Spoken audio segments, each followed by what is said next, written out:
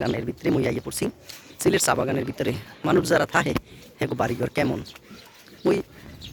আইসি হেগো এক বছরের নিয়া কিন্তু হেগো বাড়িঘরটি কিরমের থাকে চা বাগানের মুই হাইয়া লইয়া আইসি আমরা গাছ একটু শেয়ার করি তাই এ জায়গার সিলেটে যারা চা তোলে হেগো বাড়ি দেখেন এই মাটির অনেক সুন্দর কিন্তু পয় পরিষ্কার আপনি যার যার বাড়ির বাউন্ডারি আলাদা এই যে বুঝছেন ডাইনি বামে দুই সাইডে কিন্তু সুন্দর সুন্দর বাড়ি আর মাঝখান দিয়ে চা বাগানের মাঝখান দিয়ে রাস্তা যার যার যেটুক বাড়ি এই সরকার থেকে দিয়ে দিছে বা কোম্পানি দিয়ে দিছে সেইটুক লইয়া সেই গাছপালা লাগাইয়া হেয়া খায়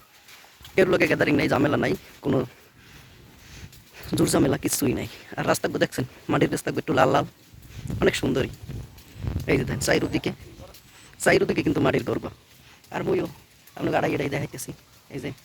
ডাইনি কন বামে কন চাইরুদিকে শুধু মাটির ঘর এগুলো ভিতরে কোনো সময় হয় গেঞ্জাম বা কিছু লাগে না বুঝছেন যেরকম বলে মগো দেশে জমি লইয়া ভাগাভাগি মারামারি কাটাকাটি